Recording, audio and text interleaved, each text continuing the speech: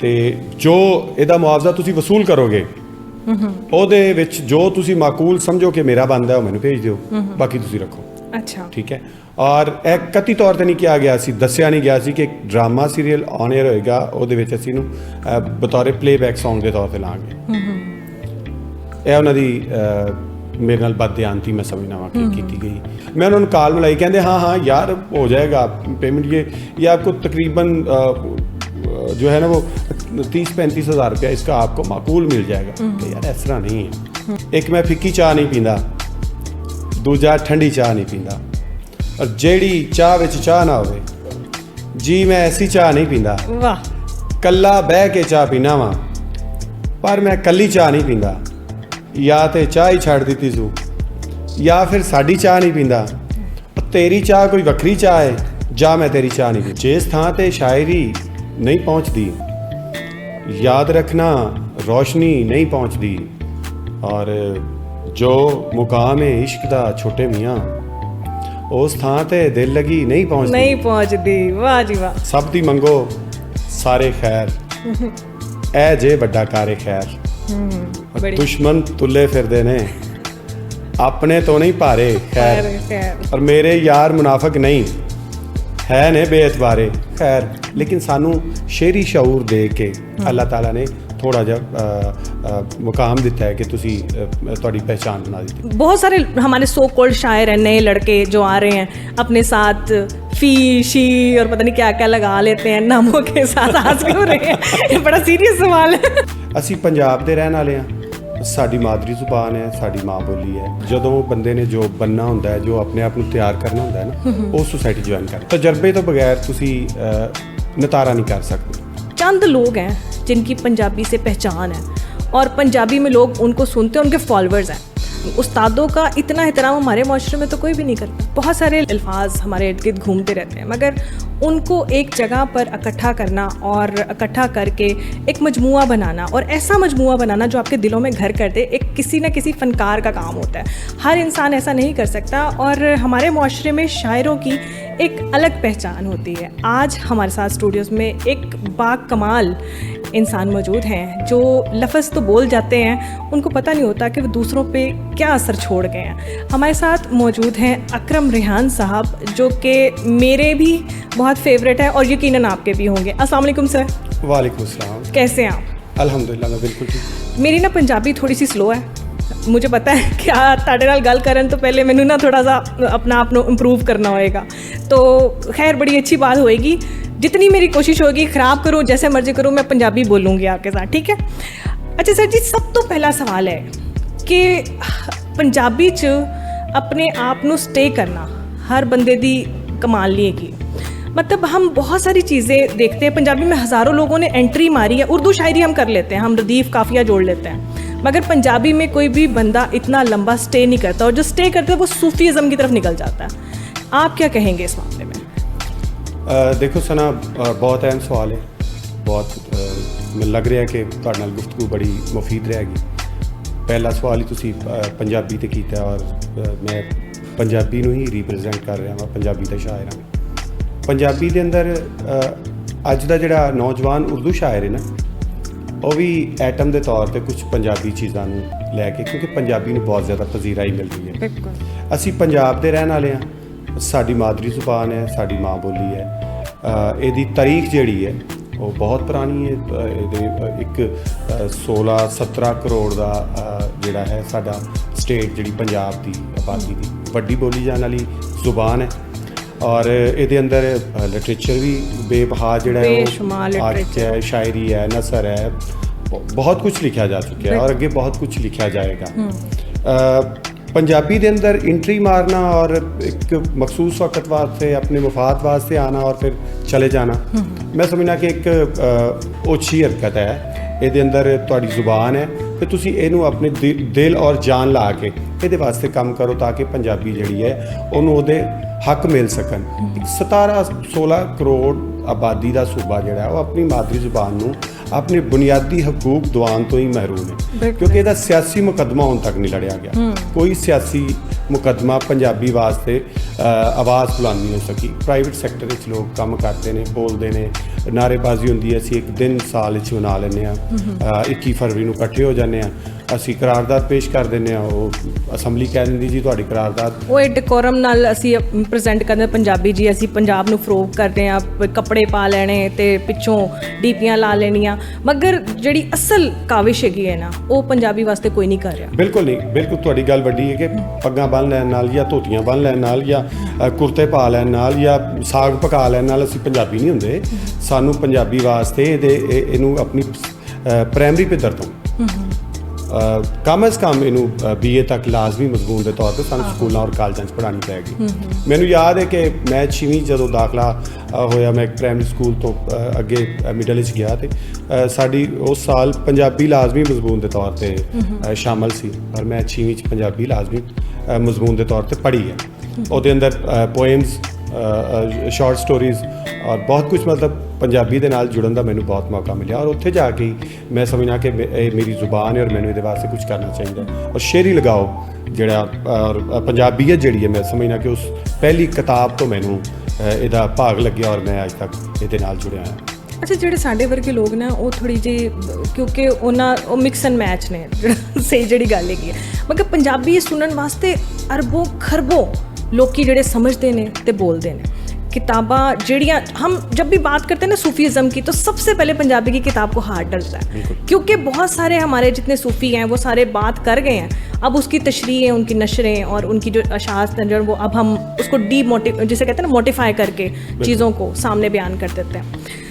ये मुझे बहुत अहम सवाल ये है कि पंजाबी पे काम बहुत सारे लोग कह रहे हैं, फेसबुक मीडिया उठा लो, जो मर्जी चाहे लोग आके जी हमने पंजाबी के लिए ये किया, हमने ये किया, मगर असल चंद लोग हैं जिनकी पंजाबी से पहचान है और पंजाबी में लोग उनको सुनते हैं, उनके फॉलोअर्स हैं। और वो मखसूस जो लोग हैं ना, वो हैं जिन्होंने अपने अंदर से पंजाबी जो है ना एक्सप्लोर करके, जिस तरह आपका कोई भी शेर उठा लो, कोई भी आपकी मैंने चीज़ें बहुत पढ़ी हैं, उसमें कोई भी चीज़ उठा लो, उसमें हर चीज़ में एक ऐसा मैसेज है, विदाउट मैसेज कोई चीज़ नहीं है जी। तो आपने ये सब चीज़ें, ये आमद होती है, ये क्या होता है, ये कोई कमाल है या कोई इंटरनली कोई चीज़ होती है जो एक्सप्लोर करनी होती है?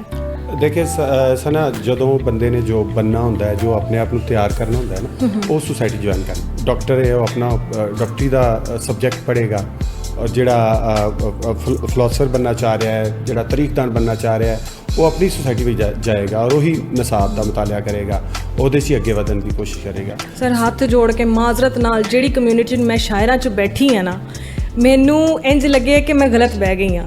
शायद आप भी इस चीज़ से इख्तलाफ नहीं करेंगे कि जो लोग, बहुत सारे हमारे सो कॉल्ड शायर हैं, नए लड़के जो आ रहे हैं, अपने साथ फ़ी शी और पता नहीं क्या क्या लगा लेते हैं नामों के साथ, आज क्यों रहे हैं, ये बड़ा सीरियस सवाल है। अच्छा, तो वो उनके साथ जब मैं बैठी उठी हूँ ना, क्योंकि ओबियसली जब अदबी हम कोशिश करते हैं कि हम चीज़ों को फैलाएं, तो वो मिल ही जाते कहीं ना कहीं, किसी न किसी महफिल में। तो मुझे वहाँ बैठ के अपना आप बुरा लगना शुरू हो गया। अब आप कह रहे हैं कि वो गैदरिंग हमें इख्तियार करनी चाहिए, सोसाइटी ज्वाइन करनी पड़ेगी। सोसाइटी के अंदर, हर सोसाइटी के अंदर नैगेटिव और पॉजिटिव लोग मौजूद होंगे ने।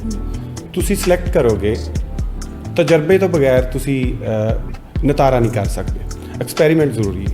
तुसी मेरे नाल बैठोगे तो मेरे बारे जानोगे, तुसी मेरे नाल सफ़र करोगे तो मेरे बारे जानोगे, तुसी मेरे नाल खाओगे तो मेरे बारे जानोगे। यकीनन असी धोखा खा के पिछे हट जाने या एतमाद बढ़ा के असी अगे चले जाने। सो ਜਿਹੜੇ ਇਬਤਦਾਈ ਅਯਾਮ ਸੀ ਸ਼ੇਰ ਕਹਿਣ ਦੇ, ਇੱਕ ਸੋਚ ਮੈਚੋਰ ਨਹੀਂ ਸੀ, ਖਿਆਲ ਮੈਚੋਰ ਨਹੀਂ ਸੀ, ਤੇ ਉਸ ਸੁਸਾਇਟੀ 'ਚ ਬੈਠੇ ਰਹੇ। ਫਿਰ ਜਦੋਂ ਸਟੈਪ ਲੈਣ ਦੀ ਜ਼ਰੂਰਤ ਮਹਿਸੂਸ ਹੋਈ ਕਿ ਇੱਥੋਂ ਅੱਗੇ ਜਾਣਾ ਚਾਹੀਦਾ ਹੈ, ਫਿਰ ਅੱਗੇ ਜਾ ਕੇ ਆਪਣੇ ਮਜ਼ਾਜ ਦੇ, ਆਪਣੇ ਮਿਆਰ ਦੇ ਲੋਕਾਂ ਵਿੱਚ ਜਾ ਕੇ ਬੈਠੇ। ਮੇਰੇ ਨਾਲ ਇਸ ਤਰ੍ਹਾਂ ਦਾ ਹਾਦਸਾ ਬਹੁਤ ਘੱਟ ਹੋਇਆ ਹੈ ਕਿ ਮੈਂ ਕਿਸੇ, ਹਾਂ ਹੋਇਆ ਜ਼ਰੂਰ ਹੈ ਕਿ ਮੈਂ ਕਿਸੇ 2 ਨੰਬਰ ਅਦੀਬ ਨਾਲ ਜਾਂ ਦਾਨਿਸ਼ਵਰ ਨਾਲ ਜਾਂ ਸ਼ਾਇਰ ਨਾਲ ਮੇਰੀ ਕੰਪਨੀ ਰਹੀ ਹੋਵੇ, ਔਰ ਮੈਂ ਇੱਕ ਮਖਸੂਸ ਟਾਈਮ ਤੋਂ ਬਾਅਦ ਮੈਨੂੰ ਜਦੋਂ ਬਦਬੂ ਆਉਣਾ ਸ਼ੁਰੂ ਹੋ ਜਾਂਦੀ ਹੈ, ਮੈਂ ਪਿੱਛੇ ਹਟ ਜਾਣਾ ਵਾ, ਮੈਂ ਲੌਂਗ ਟਰਮ ਉਹਦੇ ਨਾਲ ਚੱਲ ਨਹੀਂ ਸਕਦਾ। ਸੋ ਮੈਂ ਆਪਣੇ ਮਤਲਬ ਦੇ ਔਰ ਆਪਣੇ ਮਜ਼ਾਜ ਦੇ ਲੋਕਾਂ ਵਿੱਚ ਬੈਠਣਾ ਪਸੰਦ ਕਰਨਾ। ਔਰ ਮੈਨੂੰ ਅਲਹਮਦੁਲਿਲਾ ਮੈਂ ਸ਼ੁਕਰ ਅਦਾ ਕਰਨਾ ਕਿ ਮੈਨੂੰ ਆਪਣੇ ਕਰੀਬ ਤਰੀਨ 35 ਕਿਲੋਮੀਟਰ ਤੇ ਤਜਮਲ ਕਲੀਮ ਦਸਤਿਆਬ ਸਨ। ਅੱਲਾਹ ਤਾਲਾ ਉਹਨਾਂ ਨੂੰ ਗਰੀਕੇ ਰਹਿਮਤ करे। बहुत बड़ा नाम सी, बहुत बड़ा नाम। ते मैं उन्हों दा शागिर्द। और मैंने देखा है आपकी वीडियोस में मतलब आखिरी अयाम भी ऐसे आपके साथ साथ जैसे चीज़ें बहुत ही करीब, उस्तादों का इतना एहतराम हमारे माशरे में तो कोई भी नहीं करता। वो बहुत बड़े आदमी थे, अभी तो मैं कुछ भी नहीं कर सका। मैं उन्होंने वास्ते कुछ भी नहीं कर सकिया। मैं उन्होंने अल्लाह ताला मजीद जिंदगी अता करदा ते मैं उन्हों दी नौकरी च लगा रहिंदा, मेरे वास्ते बड़ी वड्डी गल सी। मैं उन्होंने खिदमत नहीं कर सका। आपने हक अदा किया, हमने तो जो देखा, हमने तो जो सुना, आपने हक अदा किया है। मगर आज के दौर में अगर कोई शागिर्द किसी को उस्ताद मान के उसकी पैरवी करता है या उसको चीज़ों को फॉलो अप देता है तो ये एक बड़ी बात है, ये ग्रेटनेस है और बहुत कम लोगों में ऐसा होता है। सना बहुत सारे लोग तजम्मल कलीम साहब दे नाल जुड़ के अपने मफाद वास्ते सन, बिल्कुल उन्होंने दे करीब होकर अपना मफाद हासिल करना चाह रहे सी। कोई शोहरत हासिल करना चाह रहा सी, कोई शेर हासिल करना चाह रहा सी, इड़ी सी जो जिदा मफाद है वो लेना चाह रहा सी। अब मैं उस्ताद जी दे नाल रह के अपने रब नूं राज़ी कर रहा सी कि अज मैं जो कुछ हाँ उन्हां दी वजह तो अगर उन्हां दा नाम मेरे नाल ना जुड़दा या मेरा नाम उन्हां दे नाल ना जुड़दा तो शायद अकरम रेहान अज तुहाडे स्टूडियो ना बैठा हुंदा। ये सब उन्हां दे नाम दी बरकत है और मैनूं अल्लाह ताला ने उन्हां दी वजह तो बड़ी इज्जत दी। बड़ी बात है। और आप अभी आपने जिक्र किया कि लोग अपने मफादात के लिए साथ जुड़े होते हैं। आप भी सोशल मीडिया पे और मतलब लोग आपकी किताबें पढ़ते हैं, शेर कह के मशहूर होते हैं, आपका एज उठा कर आगे निकलते हैं और बहुत सारी चीज़ें हैं आपके एंड से। मफादात की बात हो रही है तो बहुत सारे इदारे और तंजीमें इसलिए बनाई जाती हैं कि हमने किस तरह किसी को निचोड़ें और किस तरह उसमें से फ़ायदा उठाएं। कभी आपके साथ ऐसा हुआ? अब मेरे साथ बहुत कम ऐसा हुआ क्योंकि मैं और उस्ताद जी लोग मेरे साथ उस्ताद जी की वजह से कि ये वहाँ पे लेके आएंगे तकरीबन कोई 5-7 दफ़ा तो लाहौर के अंदर मैं उन्होंने लैके पहुँचा और बकायदा मैं तो उस्ताद जी वास्ते मुकदमा लड़दा सा ਜਿਹੜਾ ਬੰਦਾ ਮੈਨੂੰ ਕਹਿੰਦਾ ਸੀ ਕਿ ਕਲੀਮ ਸਾਹਿਬ ਨੂੰ ਪਹੁੰਚਣਾ ਚਾਹੀਦਾ ਹੈ। ਮੈਂ ਫਿਰ ਉਹਨਾਂ ਨੂੰ ਇੱਕ ਡਿਮਾਂਡ ਦੱਸਦਾ ਸੀ, ਉਹਨਾਂ ਦੇ ਸ਼ਾਨ ਸ਼ਾਨ ਜੋ ਹੁੰਦਾ ਸੀ ਅਜ਼ਾਜ਼ੀਆ ਉਹਨਾਂ ਵਾਸਤੇ ਲੈਣਾ ਔਰ ਅਲਹਮਦੁਲਿਲਾ ਅਸੀਂ ਇਹਦੇ 'ਚ ਕਾਮਯਾਬ ਰਹਿੰਦੇ ਸਾਂ। ਕਿਸੇ ਨੂੰ ਅਸੀਂ ਜਿਹੜਾ ਉਹ ਚੂਨਾ ਲਗਾਉਣ ਦੀ ਜਿਹੜੀ ਹੈ ਨਾ ਜੀ ਉਹ ਜ਼ਰੂਰਤ ਨਹੀਂ ਸੀ ਕਿ ਕਲੀਮ ਸਾਹਿਬ ਨਾਲ ਜਾਂ ਮੇਰੇ ਨਾਲ ਕੋਈ ਇਸ ਤਰ੍ਹਾਂ ਕਰਦਾ। लेकिन मैं समझना कि ਜਿਹੜੀਆਂ ਚੀਜ਼ਾਂ सोशल मीडिया ਤੇ ਤੁਸੀਂ ਰਿਕਾਰਡਡ ਹੁੰਦੀਆਂ ਨੇ ਤੁਹਾਡੀਆਂ ਉਹਨਾਂ ਦਾ ਜਿਹੜੀ ਅਰਨ ਹੁੰਦੀ ਹੈ ਉਹਦੇ ਵਿੱਚੋਂ ਕੁਝ ਹਿੱਸਾ ਜਿਹੜਾ ਹੈ ਉਹ ਤੁਹਾਨੂੰ ਚਾਹੀਦਾ ਹੈ ਕਿ ਉਹ शायर तक राइटर तक पहुँचता रहे ताकि ਉਹਦਾ भी घर चलता रहे, चूल्हा चलता रहे। बिल्कुल ऐसे ही है। अभी सूबाई असम्बली में भी आपने एक इनिशिएटिव लिया है फॉर मतलब देखें ना, हमारी सोसाइटी लेजेंड्स को नहीं मानती, जल्दी किए कोई किसी को हज़म नहीं होता। दूसरा ये कि अगर खुदा न खास्ता उनका इंतकाल हो गया या कोई इस तरह का मामला हो गया तो उसके बाद भूल जाते हैं लोग। एक बड़ा इनिशिएटिव आपने लिया, क्या इनिशिएटिव था ये? वहाँ के हमारे जो चूनिया के हम्बल सना करीमी साहब हैं, पाकिस्तान तहरीक इंसाफ के वो हैं MP, उन्होंने एक करारदाद पंजाब असम्बली में रखी। उसके बाद असम्बली फ्लोर पे चौधरी हसन रज़ा खान हमारे MP है, हमारे इलाके के हैं, उन्होंने आवाज़ उठाई और उनकी आवाज़ उठाने से ये हुआ कि चूनिया के अंदर एक हायर सेकेंडरी स्कूल जो है वो Tajammul Kaleem higher secondary school के नाम से मंसूब कर दिया गया। ये एफर्ट्स हैं आप जैसे शागिर्दों की। बस हमारा मतलब ये तो बहुत छोटा काम है, उनके लिए हम बहुत बड़ा कुछ करना चाह रहे थे। प्राइड ऑफ परफॉर्मेंस जो है वो भी उनके लिए हुकूमत पाकिस्तान ने ऐलान कर दिया, वो भी इंशाल्लाह ताला बहुत जल्द। लेकिन ये ऐसा नहीं है कि ये कोई सिफारशी अवार्ड है या उसने कारकर्दगी का जो अवार्ड मिल रहा है, ये बिल्कुल भी सिफारशी नहीं है। उस्ताद जी डिज़र्व करते थे और मैं समझता हूँ कि ये अवार्ड की इज्जत है कि उनके साथ जुड़ गया है। सर जी साड़ी पॉडकास्ट थोड़ी पिकी हो गई है। क्यों? कुछ शेर नहीं आया ताड़े वाला। आप खुद ही बहुत संजीदा की थी बैठे हो। जो मुकाम है इश्क दा छोटे मियाँ, हाँ मैं आगे गुस्ताखी नहीं करूँगी, तुसी सुनाओ। हाँ मैं तुम्हें 2-3 शेर सुनाना वा कि जिस थां ते शायरी नहीं पहुँचती ਯਾਦ ਰੱਖਣਾ ਰੌਸ਼ਨੀ ਨਹੀਂ ਪਹੁੰਚਦੀ। वाह, ਜਿਸ ਥਾਂ ਤੇ ਸ਼ਾਇਰੀ ਨਹੀਂ ਪਹੁੰਚਦੀ, ਯਾਦ ਰੱਖਣਾ ਰੌਸ਼ਨੀ ਨਹੀਂ ਪਹੁੰਚਦੀ। ਔਰ ਜੋ ਮੁਕਾਮ ਹੈ ਇਸ਼ਕ ਦਾ ਛੋਟੇ ਮੀਆਂ, ਉਸ ਥਾਂ ਤੇ ਦਿਲ ਲਗੀ ਨਹੀਂ ਪਹੁੰਚਦੀ। नहीं पहुंचती, वाह जी वाह। ਜੋ ਮੁਕਾਮ ਹੈ ਇਸ਼ਕ ਦਾ ਛੋਟੇ ਮੀਆਂ, ਉਸ ਥਾਂ ਤੇ ਦਿਲ ਲਗੀ ਨਹੀਂ ਪਹੁੰਚਦੀ।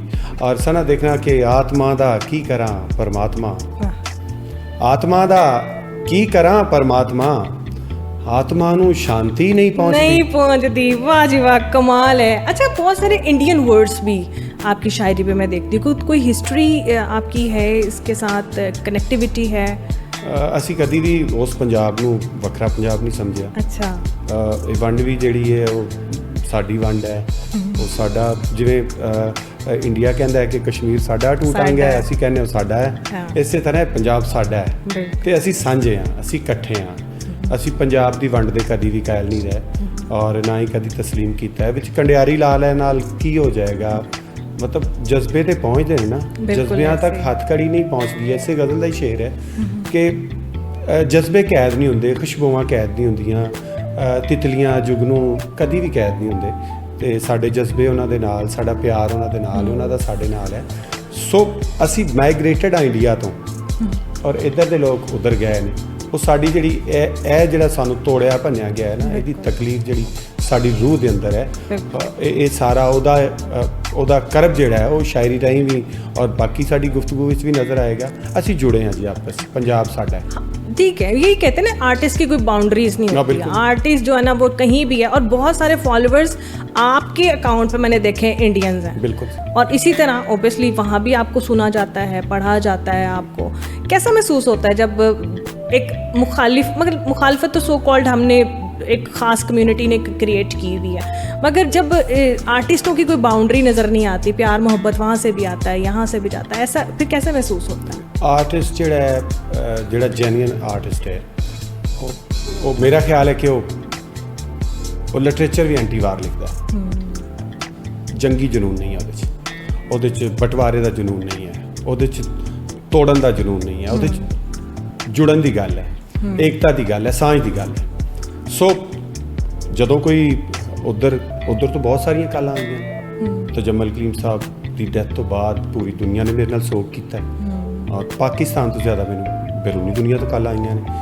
ਔਰ ਮੈਂ ਸਮਝਦਾ ਕਿ ਇਹ ਫਿਰ ਮੈਂ ਇਹੀ ਗੱਲ ਕਰਾਂਗੇ ਕਿ ਬਰਕਤ ਉਹਨਾਂ ਦੇ ਨਾਲ ਦੀ ਹੈ, ਉਹਨਾਂ ਦੀ ਵਜ੍ਹਾ ਤੋਂ ਲੋਕ ਜਾਣਦੇ ਨੇ, ਪਹਿਚਾਣਦੇ ਨੇ। ਤੇ ਜਦੋਂ ਕੋਈ ਬਾਹਰ ਦੀ ਦੁਨੀਆ ਤੋਂ ਜਾਂ ਇੰਡੀਆ ਤੋਂ ਕਾਲ ਆਉਂਦੀ ਤਾਂ ਬੜਾ ਖੁਸ਼ੀ ਹੁੰਦੀ ਹੈ ਕਿ ਸਾਨੂੰ ਦੁਨੀਆ ਦੇ ਬਾਹਰ ਵੀ ਜਾਂਦੇ। ਆਮ ਇਨਸਾਨ ਆ ਅਸੀਂ, ਆਮ ਉਹੀ ਆਟੇ ਦੀ ਰੋਟੀ ਅਸੀਂ ਖਾਂਦੇ ਹਾਂ, ਉਹੀ ਬਾਕੀ ਲੋਕ ਖਾਂਦੇ ਨੇ, ਲੇਕਿਨ ਸਾਨੂੰ ਸ਼ੇਰੀ ਸ਼ਊਰ ਦੇ ਕੇ ਅੱਲਾਹ ਤਾਲਾ ਨੇ ਥੋੜ੍ਹਾ ਜਿਹਾ ਮੁਕਾਮ ਦਿੱਤਾ ਹੈ ਕਿ ਤੁਸੀਂ ਤੁਹਾਡੀ ਪਹਿਚਾਣ ਬਣਾ ਦਿੱਤੀ ਗਈ। ਉਸ ਪਹਿਚਾਣ 'ਤੇ ਉਹਦੇ ਹਾਂ ਸ਼ੁਕਰਗੁਜ਼ਾਰੀ ਬਣਦੀ ਹੈ ਔਰ अंदर खुशी की एक लहर आती। अच्छा, जिस तरह आप शायरी करते हैं ना, उस तरह मैंने ये भी देखा है कि वो सिद्धू मूसेवाला, वो भी मतलब कुछ ऐसे लगता है जैसे कोई चीज़ इधर से उधर चली गई है, उधर से इधर आ गई है। वो जब पोइट्री को पढ़ रही होती है ना, तो वो मुझे ऐसा लगता है जैसे वो शख्स यहाँ आ गया, यहाँ वाला शख्स वहाँ चला गया, कि इसमें भी क्या कनेक्टिविटी है? नहीं, ये मेरा ख्याल है कि मैं किसी जगह पे परफॉर्म कर जाता हूँ शेर पढ़ते हुए, और वो अंदाज़ आप छोड़ दें, खाली वर्ड्स नहीं, वो अंदाज भी। मैंने बहुत सारी आपकी वीडियोस देखी हैं, उसमें वो अंदाज भी मुझे पाया गया है। ये कैसे हुआ है? पहले मुझे ये मैं आपको पहले शेर सुना दूं जिस पे आप कह रही हैं कि सब दी मंगो सारे खैर, ऐ जे वड्डा कारे खैर, दुश्मन तुले फिरदे ने अपने तो नहीं पारे खैर, और मेरे यार मुनाफिक नहीं है ने बेएतबारे खैर खैर। सो सिद्धू मूसेवाला एक बहुत अच्छा सिंगर ਸੀ ਉਹਨਾਂ ਦਾ ਔਰ ਦਬੰਗ ਆਦਮੀ ਸੀ। ਵੈਸੇ ਵੀ ਕੋਈ ਦੁਸ਼ਮਣਦਾਰ ਬੰਦਾ ਲੱਗਦਾ ਹੈ। ਸਾਡੇ ਤਾਂ ਇੱਧਰ ਸਾਡੇ ਪੰਜਾਬ ਵਿੱਚ ਇੱਧਰ ਤੇ ਲੋਕਾਂ ਨੇ ਉਹਦੇ ਚਲੀਸਵੇਂ ਵੀ ਕਰਵਾਏ ਨੇ। ਹਾਂ, ਬਿਲਕੁਲ ਬਿਲਕੁਲ ਇਸ ਤਰ੍ਹਾਂ ਹੀ ਬਕਾਇਦਾ ਦਵਾਈਆਂ ਤਕਰੀਬਾਤ ਹੋਈਆਂ ਨੇ। ਵੱਖਰੀ ਗੱਲ ਹੈ ਕਿ ਉੱਥੇ ਪੁਲਿਸ ਨੇ ਰੇਡ ਕਰਕੇ ਉਹ ਸਾਰਾ ਡਿਸਟਰਬ ਕੀਤਾ। ਸੋ ਸਿੱਧੂ ਮੂਸੇਵਾਲਾ ਨਾਲ ਮੈਂ ਤੇ ਆਪਣੇ ਆਪ ਨੂੰ ਫਿਲਹਾਲ ਨਹੀਂ ਜੋੜਾਂਗਾ। ਮੈਂ ਤਾਂ ਜੋੜਾ ਹੈ, ਮੈਂ ਤਾਂ ਮੈਨੇ ਬਤਾ ਦਿਆ ਕਿ ਮੁਝੇ ਜਹਾਂ ਤੁਹਾਡੀ ਅਬਜ਼ਰਵੇਸ਼ਨ ਹੈ, ਤੁਸੀਂ ਠੀਕ ਕਹਿ ਰਹੇ ਹੋ, ਤੁਸੀਂ ਜੋ ਮਹਿਸੂਸ ਕੀਤਾ ਹੈ ਹਾਂ ਬਿਲਕੁਲ ਤੁਸੀਂ ਉਹ ਕਹਿ ਦਿੱਤਾ ਹੈ। ਔਰ ਮੈਂ ਮਤਲਬ ਇਸ ਗੱਲ ਤੋਂ ਡਿਨਾਈ ਕਰਨਾ ਵਾ ਕਿ ਮੈਂ ਮੇਰਾ ਸਟਾਈਲ ਜ਼ਰੂਰ ਹੈ ਇੱਕ ਆਪਣਾ, ਲੇਕਿਨ मैं नहीं समझदा कि सिद्धू मूसेवाले नाल मेरी कोई बहुत करीबी अटैचमेंट बनती है। अच्छा सर, एक बड़ी बात जो आज मैं अपनी ऑडियंस को बताऊं, शायद इससे पहले मेरी जो ऑडियंस है ना वो ये जानती नहीं होगी कि एक ड्रामा लग रहा है शेर, जो बहुत ही हाई प्रोफाइल ड्रामा है और आजकल बहुत ज़्यादा फॉलोअर्स हैं उसके और बहुत ज़्यादा उसके ऊपर रैंकिंग हो रही है और बहुत ज़्यादा चीज़ें चल रही हैं, बहुत अच्छा ड्रामा जा रहा है।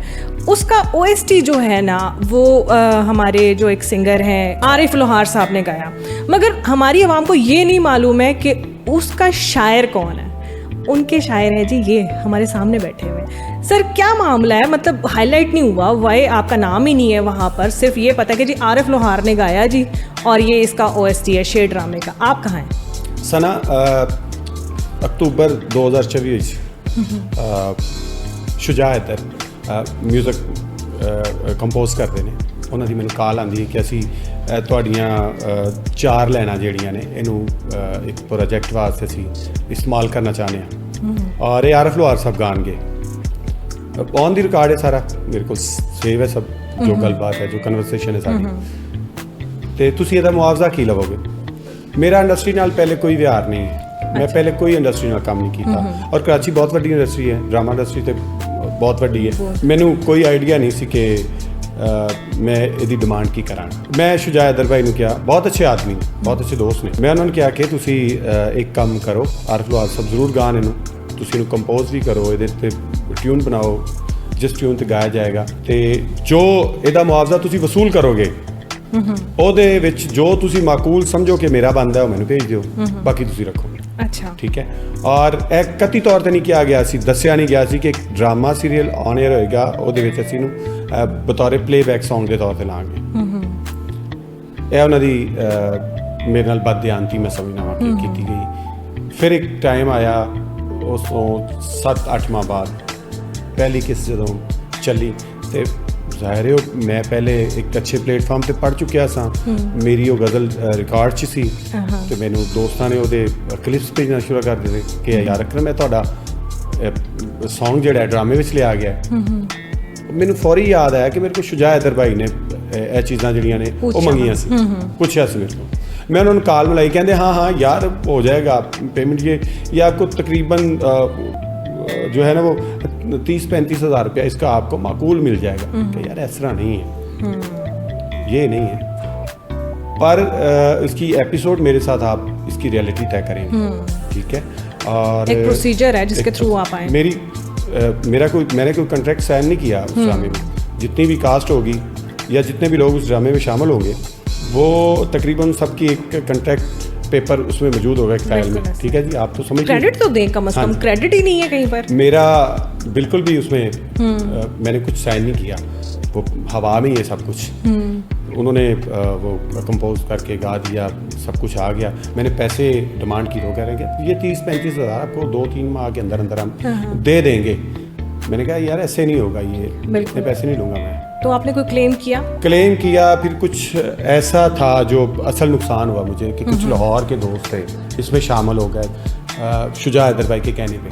वो मेरे साथ राब्ते में थे कि यार छड्डो इंडस्ट्री ਦੇ ਵਿੱਚ ਤੁਸੀਂ ਅਗਰ ਇਹਨੂੰ ਸੋਸ਼ਲ ਮੀਡੀਆ ਤੇ ਲੈ ਕੇ ਆਓਗੇ, ਗੱਲ ਕਰੋਗੇ, ਗੱਲ ਬਾਹਰ ਨਿਕਲੇਗੀ ਤੇ ਯਾਰ ਬਦਨਾਮੀ ਹੋਏਗੀ, ਤੁਹਾਨੂੰ ਇੰਡਸਟਰੀ ਕੰਮ ਨਹੀਂ ਦੇਗੀ, ਅੱਗੇ ਤੁਹਾਡਾ ਫਿਊਚਰ ਜਿਹੜਾ ਉਹ ਦਾਅ ਤੇ ਲੱਗ ਜਾਏਗਾ, ਤੇ ਤੁਸੀਂ ਪਲੀਜ਼ ਇਹਨੂੰ ਵਾਈਂਡ ਅਪ ਕਰੋ, ਆਪਾਂ ਮਿਲ ਜੁਲ ਕੇ ਕਰ ਲੈਂਦੇ ਹਾਂ। ਲਾਹੌਰ ਦੇ ਅੰਦਰ ਬੈਠੇ ਦੋਸਤ ਜਿਹੜੇ ਨੇ ਜਿਹੜੇ ਸ਼ੁਜਾ ਭਾਈ ਨਾਲ ਜੁੜੇ ਸਨ, ਉਹ ਵਿੱਚ ਮਸਲਤ ਵਾਸਤੇ ਆ ਗਏ ਨੇ ਤੇ ਉਹ ਕਹਿ ਰਹੇ ਨੇ ਕਿ ਜੀ ਤੁਸੀਂ ਇੰਡਸਟਰੀ ਕੰਮ ਨਹੀਂ ਦੇਗੀ।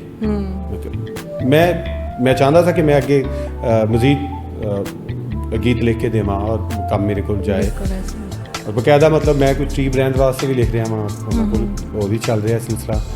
तो वो खैर 50,000 रुपया जोड़ा ना जी वो शुजा हैदर भाई ने मेरे अकाउंट से मैंने ट्रांसफर किया, जिहदे वास्ते मैं उन्हां नाल कोई मतलब खुशी का इजहार नहीं किया वसूल करने तो बाद। मैं एक दफ़ा यह कहा कि जो आ रहा है वो वसूल करने, बाकी फिर डिमांड करांगे। सो ड्रामे ਦੀਆਂ तकरीबन 28 ਤੋਂ 29 किस्तां चल गई हैं। बिल्कुल मैं इब्तदा विच भी ये रौला पा सकता सी। नहीं, आप लीगल एक्शन कर सकते हैं आजकल, आपको पता है हम कहीं भी अपनी कोई चीज़ यूज़ होती है तो हम एक्शन कर सकते हैं। मैं एक लीगल टीम नाल गलबात की थी और एक अच्छा मतलब ਮਾਮਲਾ ਚੱਲ ਸਕਦਾ ਸੀ ਤੇ ਮੈਂ ਕੋਸ਼ਿਸ਼ ਕਰਾਂਗਾ ਕਿ ਇਹਦੇ ਤੇ ਆਪਣੀ ਇੱਕ ਲੀਗਲ ਟੀਮ, ਲੇਕਿਨ ਮੈਂ ਬੈਕਵਰਡ ਏਰੀਆ 'ਚ ਬਹਿ ਕੇ ਮੁਜ਼ਾਫਾਤ ਵਿੱਚ ਬਹਿ ਕੇ ਲਾਹੌਰ ਦੇ ਨਾਲ, ਲਾਹੌਰ ਦੀ ਵਕਲਾ ਟੀਮ ਨਾਲ ਔਰ ਇੱਕ ਬਹੁਤ ਵੱਡਾ ਬਜਟ ਚਾਹੀਦਾ ਸੋ ਮੈਂ ਉਹਨੂੰ ਅਫੋਰਡ ਨਹੀਂ ਕਰ ਸਕਦਾ ਸੀ, ਇਸ ਕਰਕੇ ਮੈਂ ਕੋਈ ਪਰਸੂ ਨਹੀਂ ਕੀਤਾ ਔਰ ਮੈਂ ਅੱਗੇ ਚਾਹ ਰਿਹਾ ਹਾਂ कि अगर मैंने कोई मेरी आवाज़ सर हमारे सोशल मीडिया पे इतने नौजवान हैं जो हमारे जो ब्लॉगर्स भी हैं और वो लॉयर्स भी हैं और वो तो कहते हैं बस अपना केस हमारे पास लेके आएँ और ऐसा जो एक्ट है क्रिमिनल, मतलब ये एक तरह का क्राइम हुआ ना, किसी की चीज़ें किसी का मवाद इस्तेमाल करते हैं, इस पर तो फ़ौरन आपको पता है आजकल 2 मिनट में एक्शन लिया जा रहा है और बड़े बड़े ब्लॉगर्स, बड़े बड़े टिकटॉकर्स जो है ना वो बिहाइंड द सीन चले गए हैं इन्हीं मामलात के साथ। तो अच्छा ये वैसे ये कि ये ना हमारी इंडस्ट्री का अलमिया है कि कोई किसी को उसका अपनी मेहनत का मुआवजा दे के राज़ी नहीं है। शायर को तो सना बिल्कुल भी नहीं मिल रहा, बिल्कुल ऐसे ही शायर को तो बिल्कुल इग्नोर किया जाता है। इनका जो आप देखें जो है सॉन्ग जो इन्होंने लॉन्च किया उस पर देखिए मेरा नाम अकरम लिखा हुआ है। हाँ। और मैं ये भी एतराज़ किया, ये भी नहीं पता, ये आज पहली दफ़ा शायद ये इसी प्लेटफॉर्म से लोगों को पता चलेगा कि ये गाना आपने लिखा हुआ है, क्योंकि ये किसी की किए हुए काम को छुपाना जो है ना, ये सबसे पहले तो ज़्यादती है और दूसरी बात ये कि मुनाफकत है। मुनाफकत, और ये मैं तो समझता हूँ ये गुनाह कबीरा है, गुनाह कबीरा है। अच्छे काम को छुपा देना गुनाह कबीरा के जुम्रे में, और उसके बाद आप उसका नाम भी छुपा रहे हो। क्यों? आपको क्या वो प्रॉब्लम है? चलो यहाँ से अगर नहीं हुआ तो इन फ्यूचर कोई अच्छा काम मिलता है, जो भी मामलात होते हैं उसमें तो बंदे को साथ उसका सपोर्ट करना चाहिए। मगर खैर इस तरह के बेशुमार इंडस्ट्री में जो है ना लोग भरे हुए, वो अभी कुछ अरसे पहले भी एक खातून है, उन्होंने भी यही क्लेम किया था कि एक ड्रामे का OST मैंने गाया और उसका जो है ना मुझे भी क्रेडिट नहीं दिया गया। OST के साथ तो ये ऐसे करते हैं जैसे पता नहीं वो कोई क्या कहते हैं एपेटाइज़र है ड्रामे के साथ, हालांकि जितना गाना सुना गया ना उसके बाद कई लोगों ने पूछना शुरू किया कि ड्रामा कौन सा है। बिल्कुल सही, आपने खुद सुना? मैंने सुना। आपने पूछा, उनसे बात की है उसके बाद? मेरा ख्याल है कि अभी ये ARY डिजिटल के जो अपर टीम है वहाँ तक ये बात पहुँची नहीं है अभी तक। तो ये शुजात दर साहब जो है ना वो सारी माल मार के बैठे हुए हैं। हाँ, उन्हें ये को पता होगा ना कि ये तो यहाँ पर है नहीं, ये तो करते हैं, ये बकायदा से हमारे साथ काम कर रहे हैं, तो यही कर रहे हैं, यही कर रहे हैं। उन्होंने तो बहुत सारे ड्रामों के लिए गीत लिख के दिए होंगे, बहुत सारे गीत कंपोज किए होंगे, बिल्कुल ऐसे। ऊपर तक तो ये बात गई नहीं कि ये अकरम रेहान का लिखा हुआ है, शुजात दर ने उसे क्या दिया है।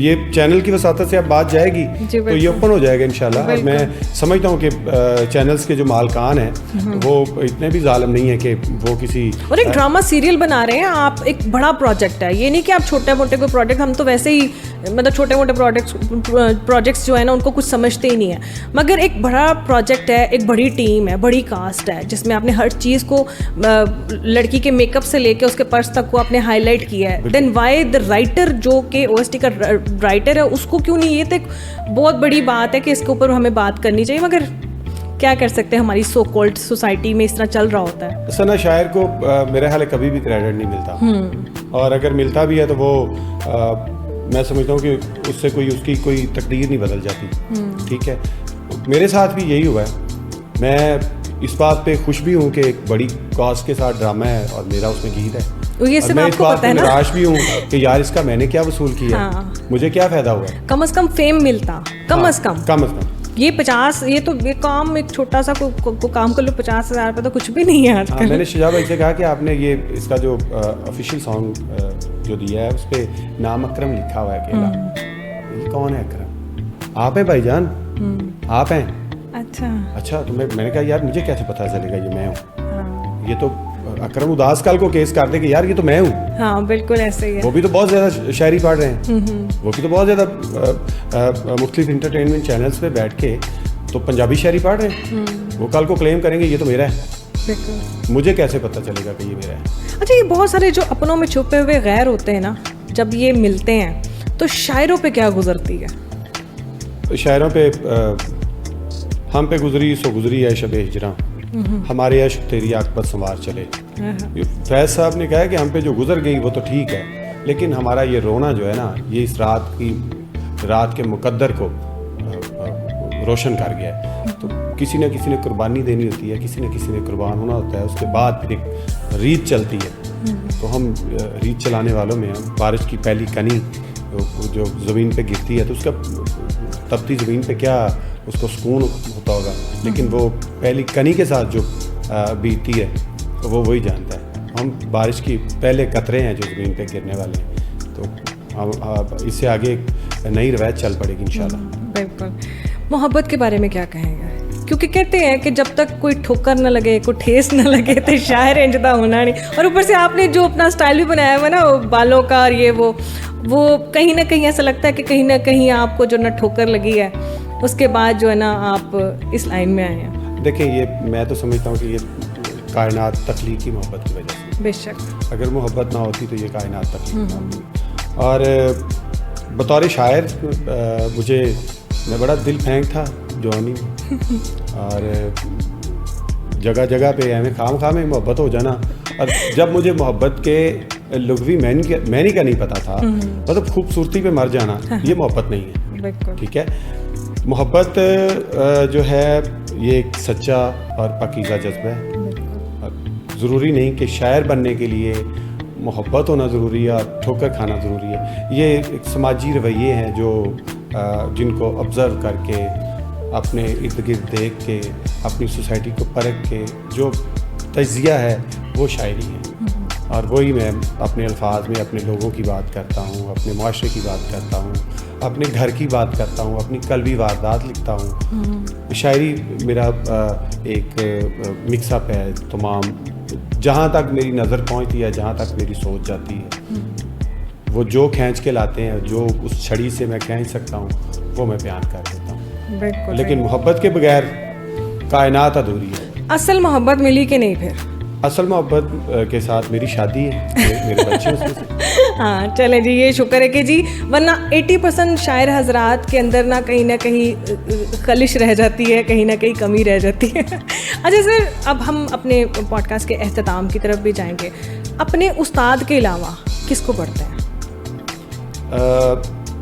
मैनू आइडिया ही नहीं सी कि मैं उस्ताद तो अलावा भी किसी को पढ़ांगा। अच्छा। मैनू इंज लगता सी कि हमेशा मेरे नाल रहणगे और इन्हां दे नाल ही अपनी जिंदगी पूरी करांगा, लेकिन वो मैनू अधूरा छड़ गया। पंजाबी विच जेड़ा भी कोई अच्छा कलाम है, मतलब उस्ताद नसीर बहुत अच्छा लिखते हैं, बहुत घट लिखते हैं लेकिन बहुत अच्छा लिखते हैं। नसीर बलोच अल्लाह बख्शे फौत हो गए, बहुत अच्छी गज़ल। थोड़ा साडा सकाफती रंग हो सी, साडा इलाकाई रंग हो सी। ज़िले कसूर की जिहड़ी पंजाबी है वो बहुत सलीस और बहुत खूबसूरत अंदाज़ है उहदा। उस तो बाद फिर जिहड़ी मुख्तलिफ अज़ला दी पंजाबी उहदे अंदर कोई इलाकाई अल्फाज जिहड़े ने वो मिक्स होंदे ने, ते ओनू एक हाशिए दे अंदर एक अलहदा तो ਉਹਦੀ वजाहत करनी पैंदी है। डिस्ट्रिक्ट कसूर के अंदर यह खूबसूरती है, कसूर की जुबान जी लाहौर डिवीजन की जुबान है, जी शेखपुरा डिवीजन की जुबान है, ये माझे की जुबान असी बोलने हैं, माझे की पंजाबी। तो इनू सानू कोई हाशिए के अंदर अलहदा तो कुछ अल्फाज दे तशरीह नहीं करनी पैंदी। सो शायर बहुत बड़े गुजरे ने, गुले शाह सूफी शायर ने कसूर के, उन्होंने पढ़िए तो एक अपना बंदा आनंद मानता है। उस तो बाद अगर वड्डा ना होया है तो शिव कुमार बटालवी देख लो, उन्होंने जुबान भी बड़ी सलीस है, बड़ी आसान जुबान च उन्होंने नज़म कही है, और उन्होंने नज़म कहना किसी के बस की गल नहीं मैंने नज़र आई। उस तो बाद फिर तजम्मल कलीम साहब गज़ल में एक नवी जमालियाती हुसन बख्शिया उन्होंने। इस ढंग की गज़ल पहले नहीं कही जा रही सी। 70-80 की जिहड़ी गज़ल है वो बिल्कुल रवायती सी, उहदे अंदर उसनों इश्क दा जिहड़ा वो सारा कुछ पा के ते वो पेश की जाती सी। लेकिन जिहड़ी उस्ताद जी ने पंजाबी गज़ल कही और सैले मुमतना की बेहतरीन मिसाल है उन्होंने गज़ल, अल्फाजी उन्होंने खूबसूरत है, कोई अजाफी लफज नहीं उहदे च उन्होंने इस्तेमाल किए। और पंजाबी वाल नौजवान नस्ल नूं लियाण विच उस्ताद तजम्मल कलीम दी पंजाबी गज़ल दा कलीदी किरदार है। अच्छा सर, कोई भी उस्ताद ना अपने कोल छेती कीते ना बच्चे नूं पांदा नहीं है, तुसीं किवें जगह बनाई अपनी? मैं तकरीबन 25 साल तो उन्हां नाल जुड़िया होया सी, और मैनूं कहंदे सी तूं मेरा बेटा है ते मेरा दमाद नहीं है। उस्ताद जी नूं अल्लाह ने बेटी नहीं दी सी, और मेरी बीवी नूं अपनी बेटी कहंदे सी। तू मेरा दमाद नहीं है और मेरा बेटा भी, लेकिन मैं तुहानूं एक गल दसां, जे तू बंदे दा पुत्तर बन के रहना है ਤੇ ਫਿਰ ਮੇਰਾ ਬੇਟਾ ਬਣ ਕੇ ਰਵਾਂ, ਜਵਾਈ ਨਾ ਬਣ। ਹਾਂ ਸਹੀ ਹੋ ਇਸ ਗਿਆ। ਗੱਲ ਤੇ ਬੜਾ ਕੋਈ ਸਖਤੀ ਜੀ ਝਾੜ ਜਿਹੜੀ ਪਈ ਹੋਏ ਜਿਹੜੀ ਹੁਣੇ ਤੱਕ ਯਾਦ ਹੋ? ਮੈਂ ਉਹਨਾਂ ਨੂੰ ਸ਼ੇਰ ਬਹੁਤ ਘੱਟ ਸੁਣਾਉਂਦਾ ਸੀ। Okay. ਮੈਨੂੰ ਲੱਗਦਾ ਸੀ ਕਿ ਮੈਂ ਤਜਮਲ ਕਲੀਮ ਸਾਹਿਬ ਨੂੰ ਅਗਰ ਸ਼ੇਰ ਸੁਣਾਵਾਂਗਾ ਤੇ ਇਹਨਾਂ ਦੇ ਮਿਆਰ ਦਾ ਸ਼ੇਰ ਹੋਣਾ ਚਾਹੀਦਾ। ਜੋ ਮੈਂ ਇਹਨਾਂ ਕੋਲ ਸੁਣਨਾ, ਮੈਂ ਸ਼ੇਰ ਸੁਣਾਵਾਂ ਤੇ ਮੈਂ ਡਰਦਾ ਸੀ। ਮੈਂ ਉਹਨਾਂ ਕੋਲ ਬਹਿ ਕੇ ਉਹਨਾਂ ਅਸੀਂ ਖੁਸ਼ਗੱਪੀਆਂ ਵੀ ਲਗਾਉਂਦੇ ਸੀ, ਉਹਨਾਂ ਨਾਲ ਬਹਿ ਕੇ ਖਾਂਦੇ ਵੀ ਸੀ, ਉਹਨਾਂ ਕੋਲ ਅਸੀਂ ਸਾਰੀ ਰਾਤ ਬੈਠੇ ਰਹਿੰਦੇ ਸੀ। ਜਦੋਂ ਉਹਨਾਂ ਨੇ ਬੋਲਣਾ ਹੈ ਤੇ ਸਭ ਨੇ ਬਿਲਕੁਲ ਖਾਮੋਸ਼ੀ ਨਾਲ ਗੱਲ ਸੁਣਨੀ ਹੈ। ਇੱਕ ਉਹਨਾਂ ਦਾ ਰੂਹਾਨੀ ਤੌਰ ਤੇ ਮੇਰੇ ਤੇ ਖੌਫ ਹੈ ਸੀ ਕਿ ਮੈਂ ਇਹਨਾਂ ਦੇ ਸਾਹਮਣੇ ਜ਼ਿਆਦਾ ਬੋਲਾਂ ਨਾ, ਲੇਕਿਨ ਮੈਨੂੰ ਆਦਤ ਹੈ ਮੈਂ ਬਹੁਤ ਜ਼ਿਆਦਾ ਮਜ਼ਾਕ ਉਹਨਾਂ ਦੇ ਸਾਹਮਣੇ ਕਰਨਾ ਔਰ ਗੱਲਬਾਤ ਕਰਦੇ ਰਹਿਣਾ। ਸੋ ਉਹਨਾਂ ਦੀ ਅੱਖ ਦੱਸਦੀ ਸੀ ਕਿ ਉਹਨਾਂ ਇੱਥੇ ਖਾਮੋਸ਼ ਹੋਣਾ ਚਾਹੀਦਾ, ਇੱਥੇ ਬੋਲਣਾ ਚਾਹੀਦਾ। ਇਹ ਵੀ ਬੜੀ ਗੱਲ ਹੈ ਜਿਹੜੇ ਸਮਝਣਾ, ਮਤਲਬ ਅੱਖ ਦਾ ਇਸ਼ਾਰਾ ਉਸਤਾਦ ਦਾ ਹਰ ਕਿਸੇ ਨੂੰ ਵੀ ਸਮਝ ਆਉਂਦਾ। ਲੋਕੀ ਕਹਿੰਦੇ ਨੇ ਚਲੋ ਜੀ ਕੋਈ ਗੱਲ ਨਹੀਂ, ਆਪਣੀ ਗੱਲ ਕੰਪਲੀਟ ਕਰ ਲਈਏ, ਬਾਅਦ ਚ ਵੇਖਾਂਗੇ। ਬਤੌਰੇ ਉਸਤਾਦ, ਬਤੌਰੇ ਬਾਪ। ਝਾੜ ਸੁਣਾਓ ਮੈਨੂੰ, ਝਾੜ ਜਿਹੜੀ ਤੁਹਾਨੂੰ ਪਈ ਹੋ ਇਹੋ ਜਿਹੀ ਕੋਈ ਡਾਂਟ ਜੇ ਤੁਹਾਨੂੰ ਹੁਣੇ ਤੱਕ ਯਾਦ ਹੋਵੇ। ਮੈਨੂੰ ਉਹਦੇ ਵਿੱਚ ਨਾ ਗੰਦੀਆਂ ਗਾਲਾਂ ਨੇ ਸਾਡੀ ਫਿਰ ਬੀਪ ਬੀਪ ਬੀਪ ਨਹੀਂ, ਕਿਸ ਵਜ੍ਹਾ ਤੋਂ ਪਈ ਸੀ? ਮੇਰਾ ਖਿਆਲ ਹੈ ਕਿ ਕੁਝ ਮਾਮਲਾਤ ਐਸੇ ਹੁੰਦੇ ਨੇ, ਮੈਂ ਜਦੋਂ ਉਹਨਾਂ ਕੋਲ ਦੇਰ ਨਾਲ ਜਾਂਦਾ ਸੀ ਨਾ, ਮੈਨੂੰ ਕਾਲ ਕਰਦੇ ਸੀ ਤੂੰ ਸਵੇਰੇ ਆ ਰਹੇ ਹੈ, ਤੇ ਮੈਂ ਕਹਿੰਦਾ ਸਾ ਆ ਰਿਹਾ, ਫਿਰ ਮੈਂ ਕਹਿੰਦਾ ਉਸਤਾਦ ਜੀ ਨੂੰ ਚੇਤਾ ਭੁੱਲ ਗਿਆ ਮੈਂ, ਤੇ ਰਹਿਣ ਦਿੰਦੇ।